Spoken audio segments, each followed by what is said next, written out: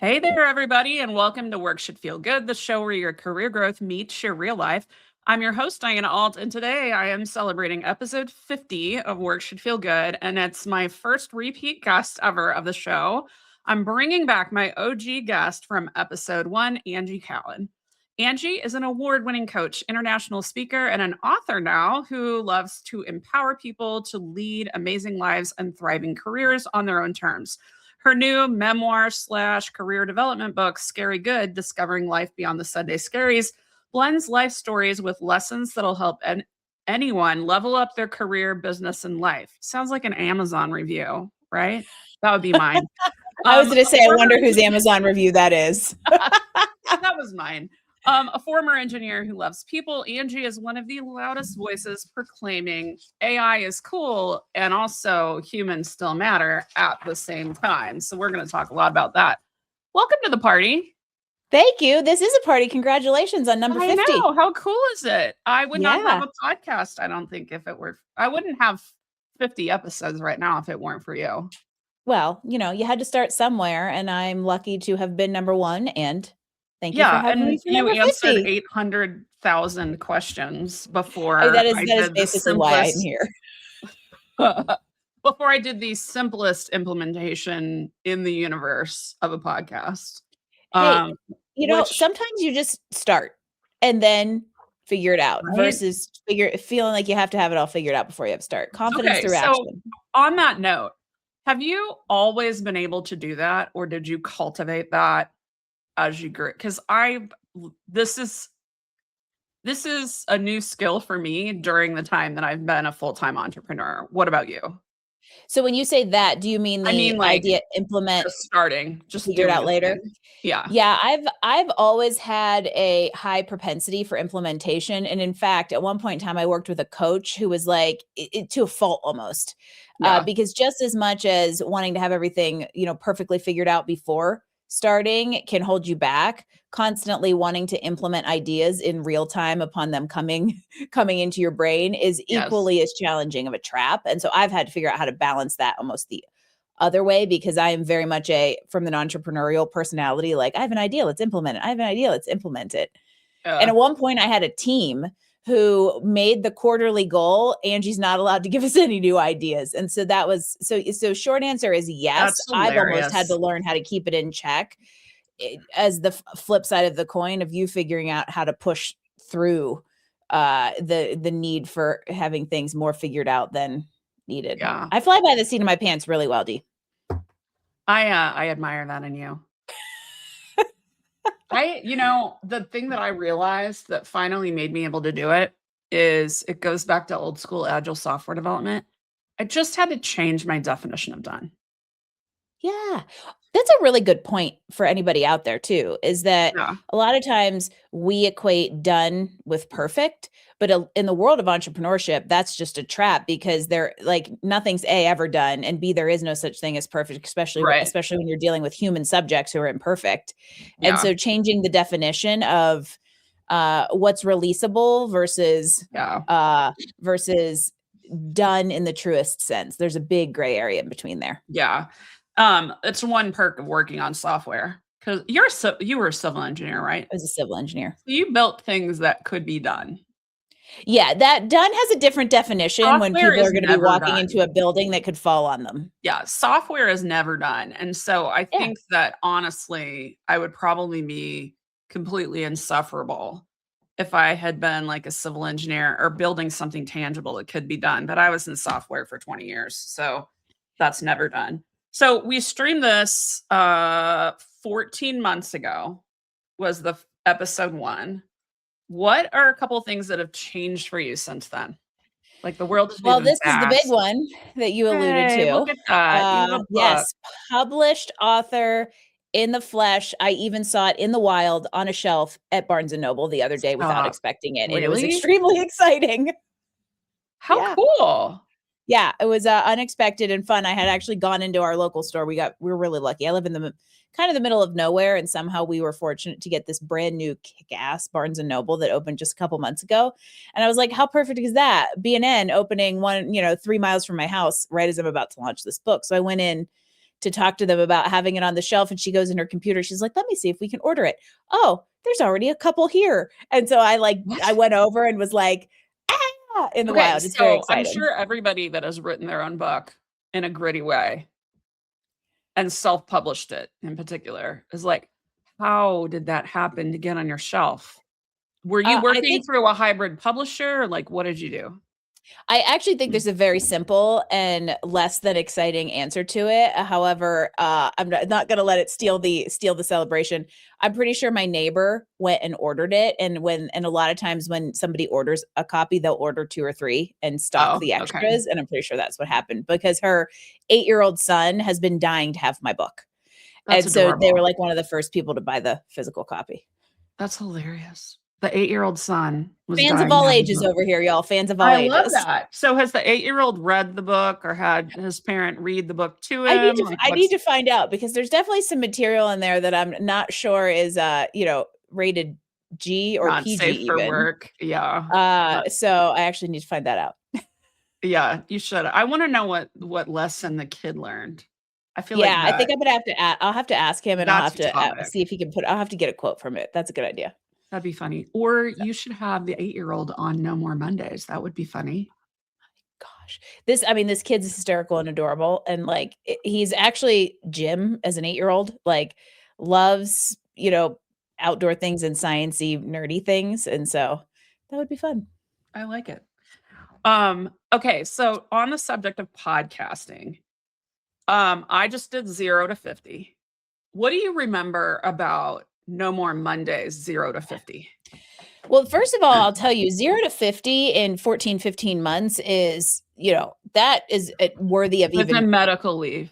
more congratulations when there was a medical leave in the middle of there because I don't know, for those of you that have never had a podcast, it's a lot of work. It's so much fun, but it is a Yeah, lot of work to show up very consistently to an audience. Statistically speaking, most people don't do it past 10. So, yeah, for me, I'm trying to think back because that was like 5 years ago. So No More Mondays is just about to have 250 episodes, which is like absolutely bizarro. And what? what I remember is in that first year, a lot of it was just figuring it out, which I would guess you would say in your first like 10, 12 episodes. It's like, how am I can talk to anyone. I am a former engineer who loves people, Yes. but how do I talk to someone in a way that someone else wants to listen to it? It was Uh, definitely something to yeah, work through in the early years. And somewhere around 50, 60 episodes is when I feel like it really hit the stride of how do I get to the heart of a matter and dive in with somebody in a way that I can get meaning out of them without having to set a whole lot of context. I'm a contextual person, and so I could yeah, fall into that same. trap a little bit. And so that was a big thing that I remember happening within that first like year of episodes and really figuring out what topics people wanted to hear. And at that point, No More Mondays was much more of, I would say, a career centric show where it was really, let's talk to people who actually like what they do for work to inspire all of you to like what you do for work, because I also agree that work should feel good. And it's evolved since then. And all of those conversations were part of the things that help you pick up on the common themes and what people are going to gravitate towards and what I enjoyed talking about and who made good guests. I think that's really an excellent point. Like when I started this whole thing, my biggest concern was I'd been on like, I don't know, 25, 30 podcasts, something like that. And I was on hardly any other ones last year because I was so focused on mine. And I didn't know. I knew I got told a lot that I was a good guest, but I didn't know if I could translate that to being a good interviewer. And about 20 something episodes in, I had a huge boost in my confidence because Mike Kim, who has done roughly 7 million podcast Of which No More Mondays episodes is of his also one. own, right, and he basically came on my show, and I don't know him real well, like, we run in the same circles, but I made a mention of it being episode 20 something, and he's like, "Wait a minute, what? Like, you've only done that many episodes? Did you have a podcast before?" I'm like, "No." So, I've had some confidence from somebody that was really good at it that I kinda don't suck at it, so, Yeah. that's a nice thing to hear. So what about the journey from 50 to 200, which is a long Mm. time, but what are some of the things you remember shifting for you? And I know you Yeah. said it used to be more of like corporate career focused and now it's evolved. When did you Yeah. start making that shift? The somewhere around 125, which was about 2 years ago, I decided we're gonna go for a 1-year sprint, because up until that point, for the first 100 episodes or so, we did a seasons where there would be like Oh, 12 okay. episodes and a break and 12 episodes and a break. And what I realized is the lack of consistency there, or the a lack of consistent weekly releases, was actually like hurting the traction. Mhm. And I also had a change in producer. So I had a producer Okay. who had helped me start No More Mondays, and that changed over. And it essentially gave us, I would say, a little bit more creative freedom to test out some things, adapt a show format, roll off some things that I think have become cliche. I used to do a rapid fire. We used to heavily produce things. Mhm. So there are two real milestones in the 50 to 200 that stand out to me. One is somewhere around 100, we decided to do a full year sprint, and I was like, we're going to release an episode every week for a year and see what this does. And I think 45 of those were new. So that's where I Wow. realized how big consistency mattered. And then somewhere around 175, I started producing the podcast as a LinkedIn Live, so that it went live to LinkedIn, Facebook, and YouTube instead of Okay. only going out to RSS feeds. It kind of went both directions. And that helped a lot, but the bigger change there is we stopped editing. And so we just make them live. They're live conversations. Taco has been in some of them. Dogs bark. Like, you never really know. And now if there's a Yeah. huge issue, we'll edit it. But we just started making them really live, raw conversations. And not only did it make our workload way easier, the traction in them really, really picked up, because I think that's what people are gravitating towards now, is like real human content. And that just like, there ums are in there, a pause is in there, that's are in there. Okay, cool. No big Yeah. freaking deal. And The it has frozen not face hurt a for bit. 20 seconds is in there, like, Yep. who cares? Yeah. So the only reason that I was able to do this is because you showed me that that was possible for a podcast. Because I was like, I always said I'm not doing one until I can just show up and have like, curate the people and have the conversation. And then you go into, like, the podcast groups on Facebook where these people that clearly have 5 listeners, 2 of whom are their mom and dad, are like, "You should get rid of every." And so I was in my head And about you it need to have because a studio and right. all of this stuff Exactly. that's like, holy cow, how much lift are you going to make me go through to see if I even like this? Exactly. Exactly. And so I organized it was only LinkedIn Live for Yep. 4 months, 5 months. I finally got it to because 'cause I'm like, "I don't wanna learn RSS Libsyn. Fuck it. Yep. We'll do it later." And then I got all that stuff done right before I went out for surgery, and then my VA team that has been doing admin production type stuff, very little editing, just for the audio, like stapling at a beginner and ender on, they got the whole back catalog up. So, in one sense, I've had the podcast for a year, but in another sense, from a RSS perspective, I've only had it for like 7 months. So, and it takes a year plus to get traction on that angle. So I'm like, people ask me my downloads, and I'm like, I don't know Yeah, who knows? why I don't even the other didn't thing about start podcasting, this to have a download that's the stuff. thing. You have to know why you're starting it. And so when people are like, "Hey, I want to start a podcast," or also now, "I want to write a book." The Right. first question in either is why. What do you want from it? Because Yes. for me, podcasting had to, and I would actually put this back in the what I realized thing, and it was somewhere around the 50 to 100 mark. I realized one of my favorite things about podcasting, and one of the biggest areas of ROI for me, is the community I've been able to build and the conversations I've been able to have and the type of people I've been able to engage, because Yeah. I have a specific ask and a reason to sit down with them, which is just easier to put out there and easier to say yes to than randomly meeting somebody at an event and saying, "I would love to have a virtual coffee with you every once in a while," right? This creates Yeah. something much more longer lasting and tighter knit. And that's been one of my favorite outcomes of it. And it doesn't matter if you've got every single little T crossed and I dotted, to have the conversation and to start somewhere. Yeah. That all was just kind of going through what I wanted to get out of it was really important because people are so confused by me because I'm like, I don't know. Like, I don't know what downloads I had. Am I supposed to care about that? Um, I said I started this podcast for 2 reasons. 1, I wanted to talk to cool people and build a network, and number 2, I wanted fodder for content. And everything else is gravy.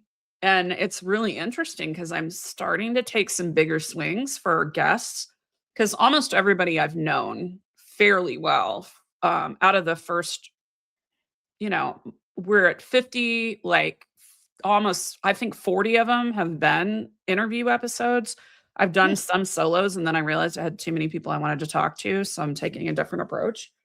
But I mean, I'm having people that have hundreds of thousands in their social following now. And on my list in Monday, I have a big old list in Monday of people I want to talk to. One of them is Seth Godin. And someone I talked to about that is like a small podcaster like you and I are, is like, good luck with that. And I'm like, I have 100% confidence that I will have Seth Godin on the show. Yeah. 100%. Unless he drops dead. Cause he does shows. You got to have a good, like, not pitch slap, ridiculous, gross approach to him, but you can get Seth Godin on your show if you have a solid established show. Yeah. So, okay, let's shift to the book. 'Kay. So, you have this cool book, some of the best cover art ever. I will have to Thank get you. the cover artist whenever I decide to do a book. But let's talk about the principle behind the book.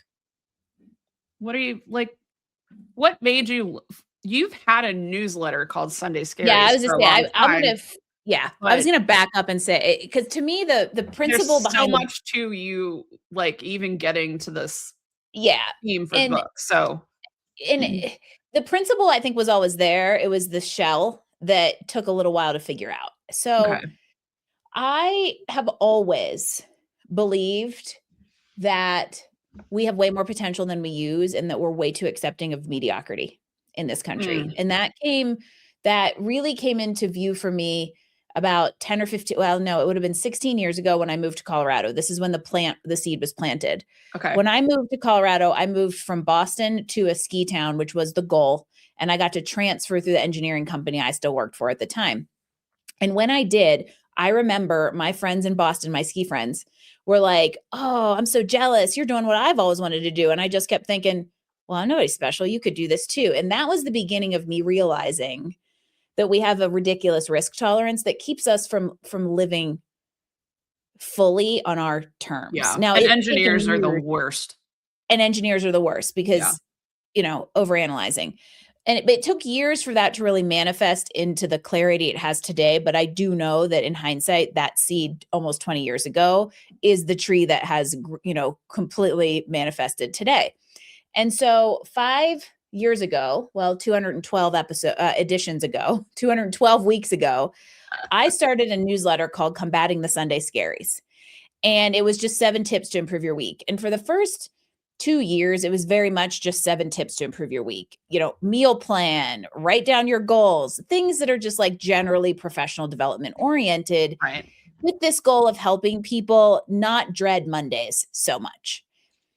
What's interesting is over time that evolved into what antics did Angie and Jim do this week and what can city person over there learn from them. And so like it really It's happened with brilliant. I remember specifically writing a newsletter about 7 things I had learned by going to like 8 ski clinics in a season. And it was I like the amount of response I got from to the email and the open rates like blew up. And I was like, okay, we're on to something that when I give people a snapshot into my life, there's something they're able to take away from it, even though we're earthy, crunchy mountain adventure people and you might live in a concrete jungle. There's a relatability in the way it's presented that helps people think about life and work Yeah. differently. Well, and I think one of the things, especially for people that are kind of in the elder millennial and older category, is that we were raised with this weird ass idea that you were going to be a Mhm. different human at work than you were going to be in the rest of your life, Yeah. which even if that was a good idea, which it's freaking not, We live in a digital age where Yeah. you can't, unless you wanna live in fear of ever standing for anything publicly, Yeah. which a lot of people do. Again, is that a good idea? I don't think so. But I like the melding, and that's something I always try to do too. So, Yeah. It's this, and, combating the Sunday scaries evolved from here's some tips to hate Monday less into here's how to have a more intentional life where your mhm, career and life complement each other instead of compete. And that's our shared platform of no more Mondays or work should feel good, whatever way you want to look at it. That's kind of our shared platform. And so what I realized uh, it was actually last summer is what I had been doing over 200 something editions of the Sunday Scaries was essentially chronicling what it looked like for me to live a life by design instead of default. And years ago, I had hammered out about 20,000 words of what basically was just a memoir.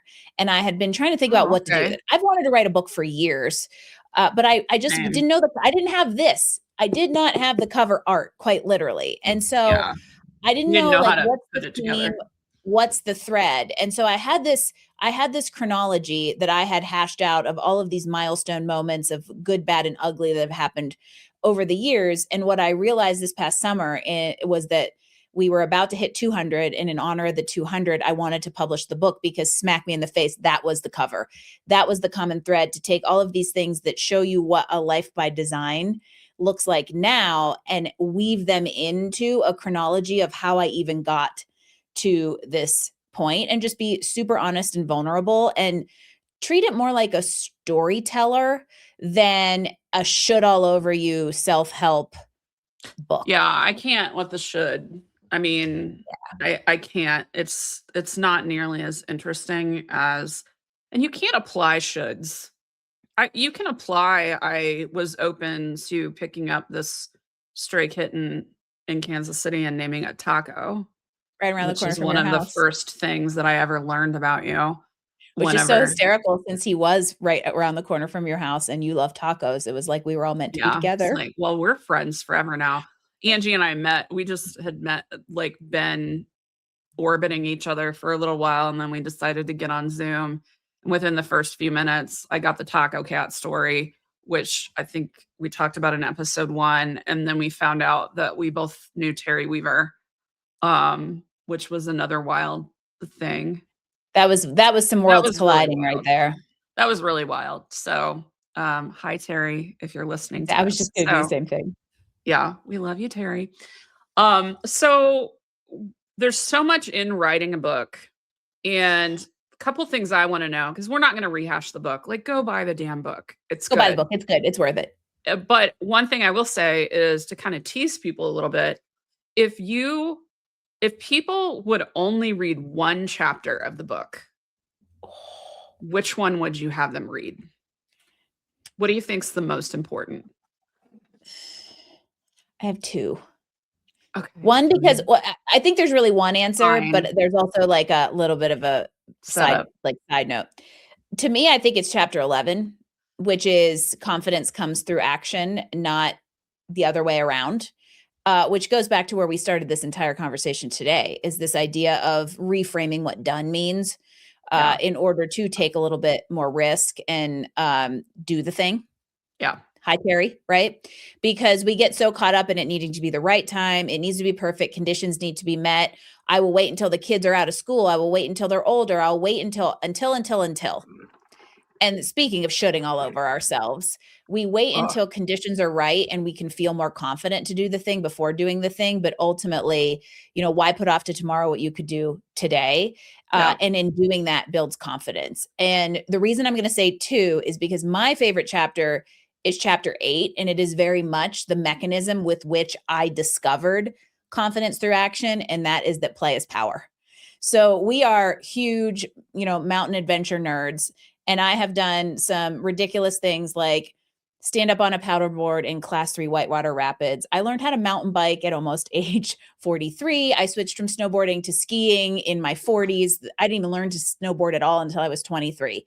And so for me, it's been like physically challenging myself is what helped me build the confidence that spread into other places. And so in a way, chapter 8 is very pivotal to my story and how I came to build confidence through action and just taking one brave step at a time to get somewhere that really meant something.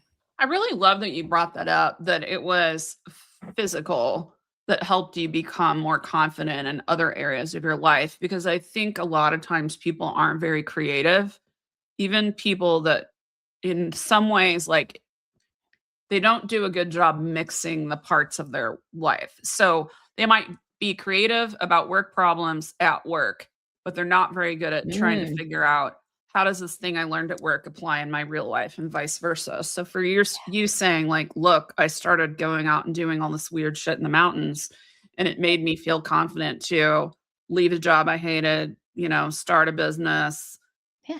et cetera, et cetera. It's all really good. And I think some of my favorite parts were about your whole journey of building the bus. So we talk about this in episode 1, guys, but Angie and her husband basically lost everything, and they went and bought a school bus and rehabbed it and have that as their tiny home for a while. And there was a lot of emotion about that does not come out when you do talk about it on a podcast that did Yeah. come out in the book. I was like, "Oh, this is my good friend that now I know her better." So, Yeah. very cool. It's I say this from the stage when I talk about AI. However, you want to know how human you are, you shove your dog, your cat, and your husband in 225 square feet and call it home full time for 4 years. Like, in Yeah, all and honesty, not get divorced. and not get divorced while going through complete financial and near life ruin, right? I Yeah, mean, the people now, so then, the resolution to all of that is I was able to my business bought us our house. Like, we were yeah. able to buy a real house. It does not have wheels. It is more than 225 square feet big. And that's kind of the resolution to, to the whole upheaval, and it's the other side of the bell curve journey. But it's so funny because people would say to us like, "Oh my gosh, buying a house is like the hardest thing a couple does." And I'm like, "You ain't never lived my life." Right. I mean, This was I'll it was say a more I than have a lot of things that I would put above that in above, terms and of I don't what even is have, and we don't hard. even have the kid part to add to the list. But Right. yeah, I think it goes back to this idea that we don't believe we can do hard things until we either have to do or choose to do hard things. And by keeping ourselves from that, whether it's intentional or circumstances, right? Uh you learn a lot about yourself and you become a more complete human. Doesn't mean I like everything that I discovered. However, I'm a more complete and self-aware, emotionally intelligent human for going through challenges and taking risks, some of which panned out and some of which really didn't. Yeah. So, on that, a question that I wrote down on a Post-it a couple days ago, like before I even was really preparing for this, was, what is something that the act of writing and launching the book forced you to face about yourself? Ooh. You know, in a Thank way, you. I've done 50 episodes, so I'm asking good questions. I'll be back next week. Ah, I'm actually going to come back to the answer is chapter 11 again. And here's what's interesting. I didn't realize that what I was doing is building confidence through action until I was talking about all of the experiences that had helped me do it and that I brought it together and that all brought it together. mm, And it was really interesting. It's so fascinating to it was like a walk down memory lane for myself, which was really fun, by the way. Also, side yeah, note, writing the book is the easy part. Everything that right. comes after is the what you want, what You want me to part. do what? But I actually had so much fun because I was recalling stories and memories and things that I hadn't thought about in years and years and years, or in reading through a chapter, I'd be like, "Oh my gosh, I totally forgot to tell the story about when Jim made me go to bed crying in a tent because he told me he wanted to have kids after a year and a half of me thinking he understand we didn't," right? Just these things that you realized were more pivotal moments than Yeah, you may have thought of, and putting all of those together and stringing all of that together made me realize what I was really doing and almost synthesize how I had discovered life beyond the Sunday scaries over the course of 272 pages. And so yeah, it almost became my own cathartic exercise while being able to give it to other people for the same goal. Thank you for sharing that. That's very cool. I think that confidence through action and focus on controlling what you can control and not on everything else. Or if people listening to this could learn 2 lessons in life that would change absolutely everything, those would be the 2. Yeah. Because it keeps you from being Control is stuck. huge. Like, both waiting for confidence and trying to control things you can't control keep people paralyzed and miserable. Yes. Yes. Or if not miserable, just I like that you said life by design instead of by default, like Yeah. just Yeah. operating by default. And Let's allowing and I'll put a stamp on that, allowing yourself the freedom to explore that, because I think that's Yeah, also something that lingers from old school mentality, by the way. I started my career, I went to school, chose my degree, and started my career in the old way. yeah. And then the Great Recession, Someone I told think, you is you were the really good at math and science yeah, and that you my should dad said, study "Andrew, good at engineering. math science, go to engineering school." Yeah, Okay. Uh, and so, and then Great Recession was, I think, the tipping point that started that, along with some other factors that all came at the same time, really started to change the way that we can live and work and what was available to us. And I continue to be glad that I'm an analog kid who had to adapt to the digital age early in my career. And now, middle of the way through, I am figuring out how to adapt to AI with all of the foundation and memory of analog and digital before and it. But because of that, starting in the old way of thinking, that a lot of that still, I believe, is still rooted in society and in our thinking. And a big part of the message that I wanted people to get through this story through more of a show than a tell is that you deserve and you have the freedom to explore what it means to design instead of just taking default and status quo as your only option. yeah. I feel like default, it's when you see what living by default does, you Mhm. can't unsee it. And then when you see people that are doing it, you can't unsee it either. Mhm. And it has nothing to do with what they're actually doing, Yeah. whether they're in corporate or own a business or climb the ladder or stayed to be kind of a craftsman in their chosen area, has absolutely nothing to do with that. Yep. It has everything to do with how they got there, why they're staying there, and how Why? they feel about it. Yep. So, when people say to me things like, well, everyone knows XYZ sucks, like XYZ kind of job sucks or XYZ, I'm like, it sucks for you. For you. And it Yeah. might be that a majority of people think that sucks, but there's Yeah. somebody out there that finds purpose in that. Yep. So, Everything is a choice. Our friend Eric Neerlich wrote a book that's called You Have a Choice. yeah, Accepting default is a choice. In making no choice, you've made a choice. And it doesn't mean you have to like burn your whole life down to the ground or leave engineering in the middle of a Great Recession and take a job in a shitty gallery in downtown Aspen. You're going to make no money. You don't have to do that. yeah, Just so happens I did, and that's how I can tell you you don't have to do it. However, making no choice is a choice, yes, and I think the control thing is so important because it is one of the things that keep us from inaction. Because what we do is we control the wrong things. We don't exercise control where we actually do have it and don't think we do in making choices in our career. We control everything else to essentially keep us from having to make the choice or exploring what design looks yeah. like, and relinquishing some of that futile control and surrendering a little bit where it isn't needed and exercising it where it is and where it's useful makes a huge difference.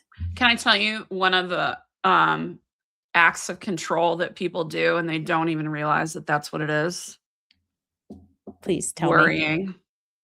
Oh, Worrying is just an emotional act of attempting to control things.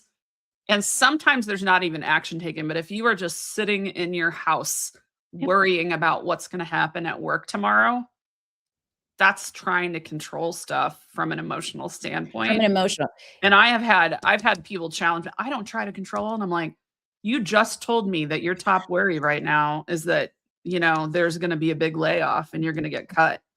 Yeah. So yeah. That's Uh-huh. But you're not doing anything to prepare in case that happens. You're just So worrying and giving yourself anxiety. exactly, you're just freaking yourself out for no good reason. So Let's You know talk. what somebody said to me once that was a really good response to that Yeah. is, What? "Why put yourself through it twice?" Oh. Oh, that's very good. Yeah, especially because you don't even know if it's gonna happen once.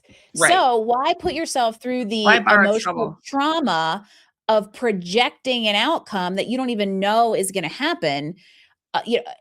Deal with it when the time comes. I know that sounds like a Ain't procrastination method, nobody but got in this time for case, that. yeah, Ain't nobody got time for that. no, exactly.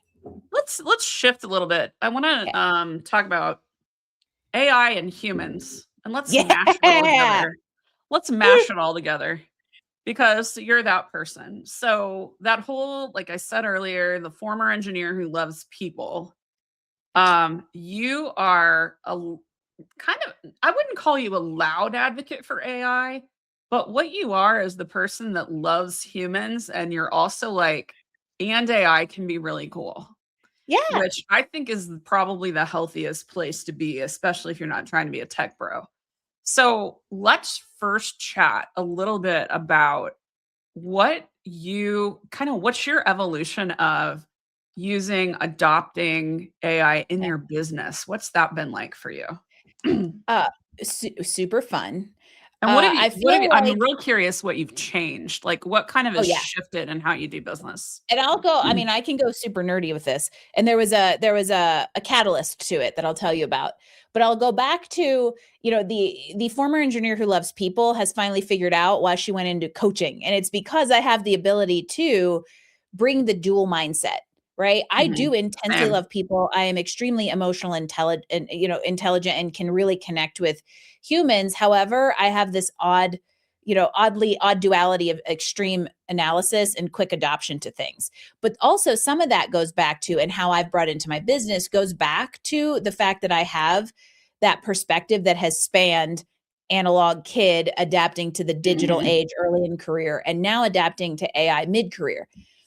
And it comes down to a couple things. First of all, I believe that we can be and we should be and we need to be AI enabled humans on purpose. There's a Say lot that of double again. meanings in there, right? Say You that need to be a phrase purposeful again and human, unpack it. use AI purposefully to be enabled, not replaced. Because if you are anything more than 5 years from retirement, I'm sorry. You cannot stick your head in the sand and pretend like AI is not here and is not changing the way that we live and work. Full stop. That's just ignorant. I'm sorry. I'm going to call you out.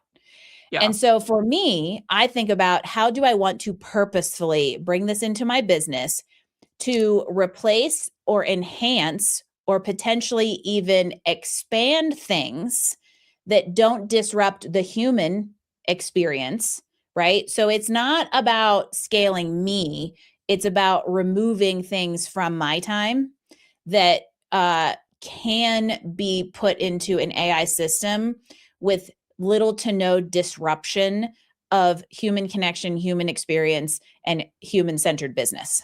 Have you in general been good at delegation? Because I know you had a VA that worked with you for quite a while, Mhm. mostly focused on marketing systems and stuff. So Yeah. when you have worked with team members like that, has it been a struggle for you to delegate? How difficult has that been for you? And if it was, what made it hard? Uh, so this actually comes back to the AI conversation in a way, so I'm glad you went I there. So Yeah. If you I can't delegate to a person, you it's can't even delegate to harder. AI. Yeah. And and I'm going to answer that question in a second because there is a response to it, but in general, you have to know how you would delegate to a human, even if you haven't and you want to go straight to AI. You will be able to onboard and create AI and automation processes that are better, less disruptive, and more human and more integrated if you know what the manual human process was. That's how Mhm. I treated the onboarding of AI and automation in my business, was to look at, okay, what is my VA? And also, by the way, my VA had to leave me. And so it provided this very weird timing that I also went to AI marketing world at the exact same time. And I got the catalyst to start thinking about this of like, what is my VA doing as a manual process that really could be an agentic process? And so Mhm. what I did was look at everything she did when she left and say, what of this could be moved to an automation? And then what really needs to be human? And now when I bring a VA back in, I have more resources to put towards more human creative things that I uh, Right. can't process out. But the big thing was we already had a process mapped out. And I Yeah. think that's important because I've had people who have said, I have one of my automations and my AI, my agents is a podcast operating system that takes like all my content, emails guests, does all of these things and saves me about 12 steps in every single episode. But all of that had to be was just a click, click, click, click, mindless clicks, right? So why not have a mindless thing do the mindless Yeah. clicks? And I had somebody who was like, I want to use this. I want to use your OS. And I'm like, okay, let's beta test this. But it was somebody who didn't even have a podcast yet. And I was like, hold on. Why don't you go figure out your human process and then build your system to align with that versus having to shove That's your very human much in line. process Like, into and an AI framework? I've always believed in that because like I mean, I spent 20 years in software in various roles. And one of the top rules that one of the people I worked with early in my career had, she was basically what we would now call like the senior product manager over the CRM platforms. Her rule was, I am not automating a process that you can't prove to me that you've done on paper for 3 to 6 months Yeah. or from another system because it was heavy. We used Siebel and it was heavy to configure. So I actually have a very well working SOP for all Yeah. the podcast administration. You can vouch for that, which I did not have on episode 1, but I have for episode 50. And so I'm looking at like, okay, this works like a charm. Mm-hmm. What can I do? Yeah. So, because I want to burn less VA hours for this and have them do more with other stuff. So, Well, and that to me goes back to this idea of this like seeming contradiction of loving humans and loving AI is that if used responsibly, thoughtfully, and intentionally, it actually gives us as a human a way to augment ourselves. yeah, And so if you really think about man and machine, not man or machine or man, if we think about the fact that like, you know, this is now a team and they're part of it, how do I leverage those resources for maximum effect of the human product that we already are? yes, And that's what I think is really important. And the delegation piece, to come back to that, you know, I tend to lead the way I want to be led, which is here's a project, don't talk to me. Tell me when you want it and I will come back and meet expectations. I need nothing. Unfortunately, yeah, most people can't be led that way, and so I've had to learn kind of a mix between leading and managing. And when that comes to delegating, that I can be very hands off and just be like, own it. I don't care about it once like the trust is there. And but sometimes there are things I'm oddly picky about. And I know that. And What are my you VA and oddly I, picky she about? knew. What are you oddly picky about? I mean, it just it could be random. It could be a graphic where I'm like, Okay, for some reason, I'm going to nitpick the shit out of this one, but the one you made 3 days ago for something totally different, I didn't care about. Right? It's just yeah, I don't know. I'm particular in some regards, but otherwise have figured out what to compartmentalize and delegate, and that's helped then figure out what from those compartments can go into, you know, N8N agents and automations. cool. For me, like I'm weirdly picky about content. And so, but what's interesting is I will go try things every few months that I didn't want to let like chat GPT or whatever write for me. I'm like, oh, it's getting better and better and better. And now I realized the other day that I hadn't looked at show notes in like 6 weeks because Yeah. I just made a GPT and my person does it. And are there mistakes? Probably. But I just go into Libsyn and fix it and it Yeah. pushes it out and it's That fine. falls into the So I'm definition of done. well, and I write good show notes. Like I want to serve the people. It's very important for me to have the people on my podcast feel like they are respected. I don't care if it's somebody that has no business aspirations or, you know, media Mhm. aspirations of their own. They're just a regular ass person that comes on the show talking about their career, which I do have. Or if there's someone like you, I'm like, I don't want to do anything to damage Angie's brand because I've screwed up, but it's getting a lot easier. So I'm at the point now where my VA agency I've worked with for 6 years is starting to do more automations. So I think the next generation is, And um, I that's a big thing to think about, because I know there's people out there. I mean, if you look at the statistics on people that have adopted AI, it is astronomically low. We just tend to run in a circle of people who have, so we don't realize it. well, and And that's why. adopting AI, like Oh no, planning I your mean just plain grocery old using list. ChatGPT, Yeah, right? Like just planning basic your grocery resources. list falls under the adopting AI. I don't Yes, have a single agent yet, and most people right. don't. But So, what I'm saying is the number of people who have even gotten to that point is astronomically, shockingly low. low. Yeah, And here's the thing, and you just made the perfect point and gave the perfect example of the fact that there is a fear around AI, in this whole, like, it's gonna replace me. Guess what? If you stick your head in the sand and pretend like it doesn't, it unfortunately will, because you can't be the VA who knows how to run the agent. You're still stuck trying to just do the work. right. And that's a perfect example of what it means to be displaced versus replaced, and where we have the ability to control what we learn, how we use things, being an AI enabled human on purpose, so that there is a place for us in the future of work versus being left behind because we weren't willing to accept that's where the future of work was going. Yeah. So I want to poke. This is my own morbid curiosity, but somebody else that like is running a business or starting a side thing will probably gain from this. So you have shifted your content strategy, Mm, both in terms like you've clearly been shifting topics because you've gone more and more towards executive and business coaching. That's not necessarily what I'm talking about. right. I'm talking about kind of the how what you decided to do to get your message farther onto more platforms more Yeah. easily and how you used AI to do that. Yeah. I would love to hear you unpack that because I think I'm on the cusp of this Yeah. This is and nerdy I fun like to shit. crib off of you. So, Yeah.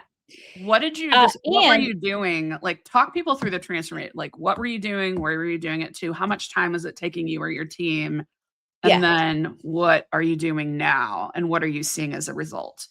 Well, and all of this is the perfect dovetail off of the conversation about VA time, where it's spent, automating things that were a human process and don't need to be, and opening up time, but augmenting ourselves in the process. So essentially, my VA handled like 90% of content, and so essentially, this is one of these things where I would write the Sunday scaries and put it in a Google Doc, and then that was it. I never had to touch it, put it anywhere, or do anything with Hashtag it. goals.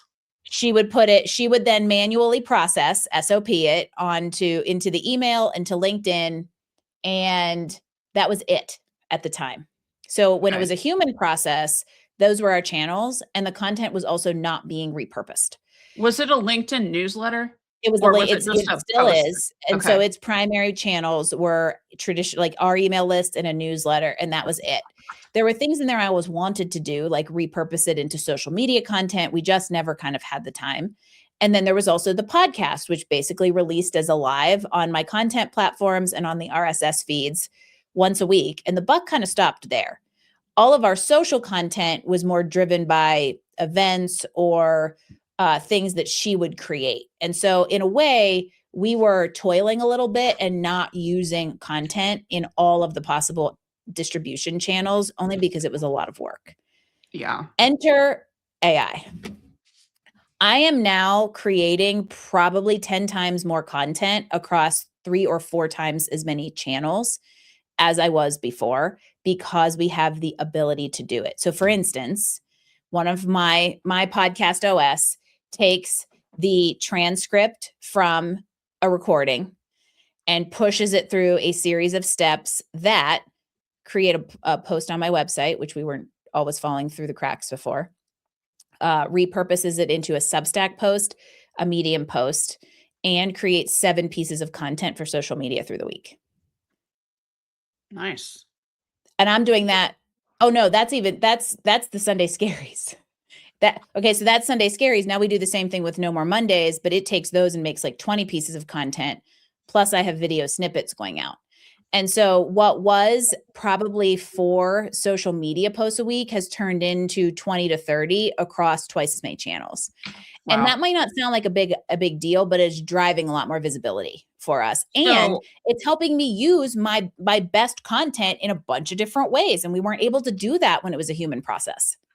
I'm so glad that you brought this up because literally tomorrow at 7 a.m., I'm meeting with my VA team to say, I want to do an experiment and I'm not Yeah. going to disrupt the podcast. But our mutual friend, Mark LeBrun, is like, you're too good on video. Got to do this. He's a big YouTube guy.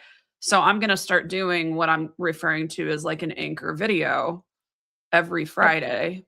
I think that's when I'm gonna do it, and then I'm gonna record this and record a few shorts, not clips, shorts, because I have clips galore from the podcast, and they don't perform if you're all clips everywhere, it doesn't perform as well. So, I'm just gonna give them 6 things and tell them to do their best Yeah. and see what comes up for a few weeks, and then if it goes well, I'm gonna, like, potentially kind of overhaul what I'm doing, Mhm. and I don't even know what they're doing on AI and automation on their end. I have written them SOPs for the podcast, but my whole goal is to say, "I'm not giving you anything. I wanna see what you do and how you do the process and how it works, and then if we need to rework this stuff, it's good." So, I'm a content from my cold dead hands kinda girl. So, Oh, I this was is a too. I mean, lot. I used to, and to just kind of go back, I write I still write every word of the Sunday Scaries. Sometimes I'll Mhm. use a GPT to help me, like, with blank page or fill in a tip, but they're all Yeah. still written. But, like, for instance, LinkedIn is my main platform. I would show up every single morning and handwrite a post for it. I've backed off of that some just because the algorithm doesn't make me wanna do that, as much, and I'm also distributing stuff elsewhere.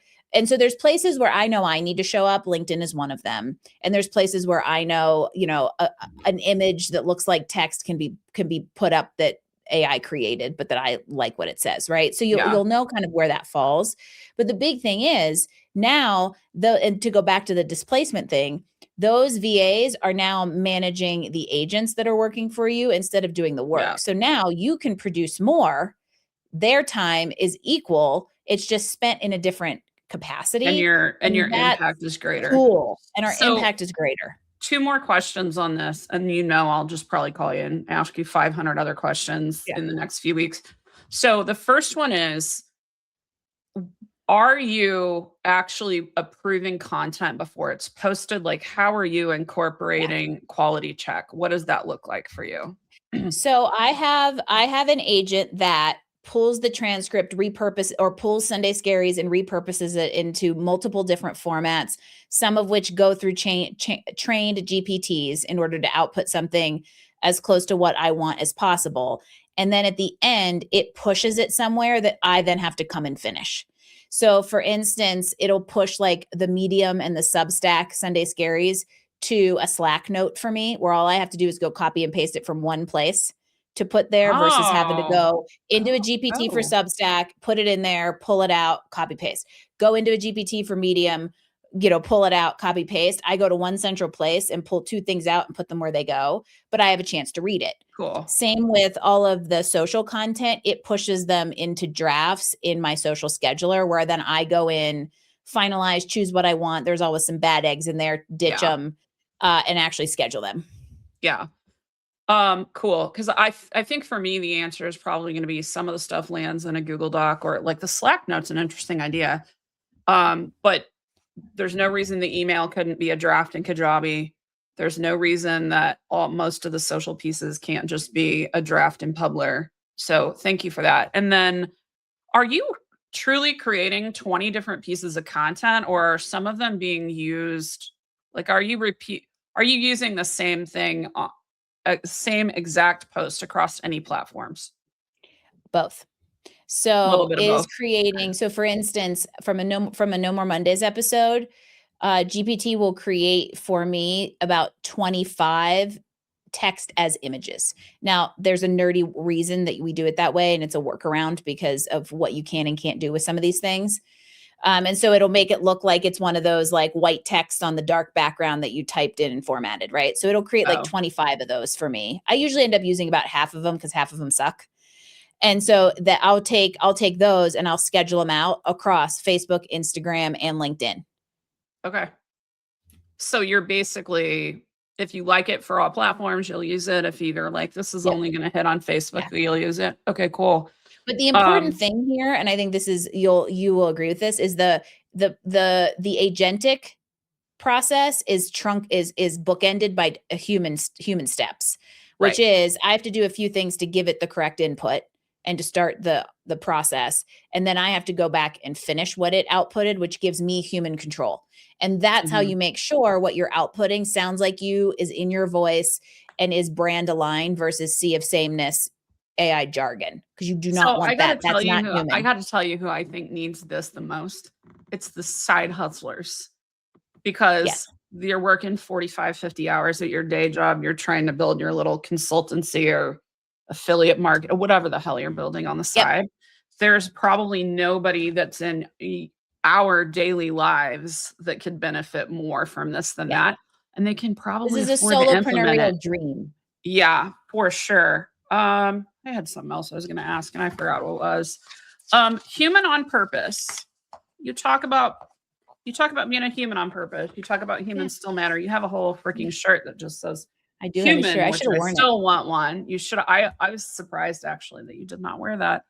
Um, when you think about the top things, so you serve job seekers and you serve executives and corporate and business owners.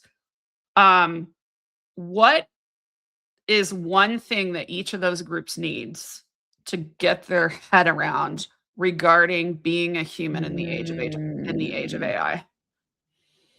Is it the I think same for everybody? Is it a little different?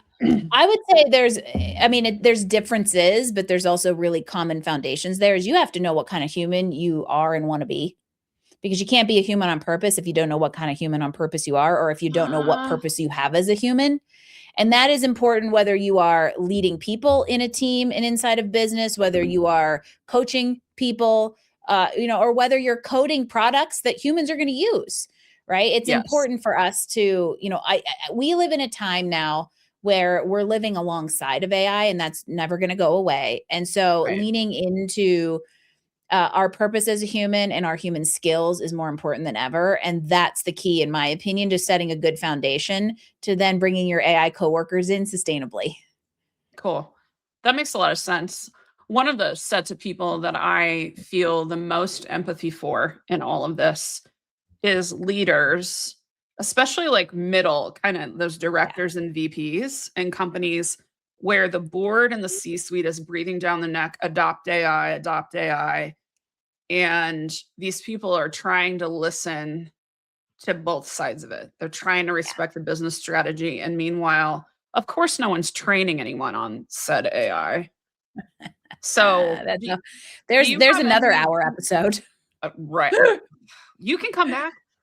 Maybe we'll do episode 100. You can just come every 50 episodes until I die. Twist my arm. So, um, what are you telling the Yeah. executives that are struggling with that right now that Yeah. you work with? How So to bridge again, that? I think this you have to root everything in your values and your purpose and intention as a human and as a human team.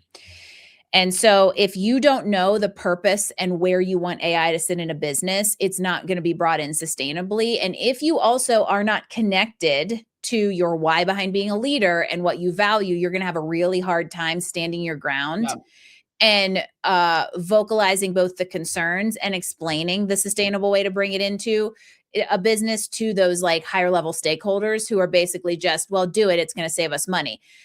As a leader, it is our job to buffer, right? It's yeah. our job to buffer down, it's our job to like buffer up, and we've gotten bad about that because we don't have as good a critical thinking skills. We're not as good at speaking our mind, and in this day and age, you there's a way to do it tactfully and professionally, but rolling over and saying yes is not the way to lead sustainably as AI comes into your business. No, it's really not. And I've talked to a couple of people in the last few weeks that literally got pipped They got pipped at work because they're technical. One's an engineer. I can't remember what the other one did, but they got pipped because they're not adopting AI fast enough and there were zero molecules of training. And Yeah, don't be that leader, guys. You don't. cannot pretend that our employees are our most important resource when you pull shit like that. Yeah. Um, we're almost ready to close. So I have one more question. Okay. Usually I ask everybody, what's the worst career advice you've ever had? But you answered that in episode 1, so we're not doing that. But what I want to know is what is a piece of career advice in today's age that you find yourself debunking all the time? Oh, I mean, there's many, I was gonna say, I but feel like I'm sorting through thoughts in my mind right now. Uh,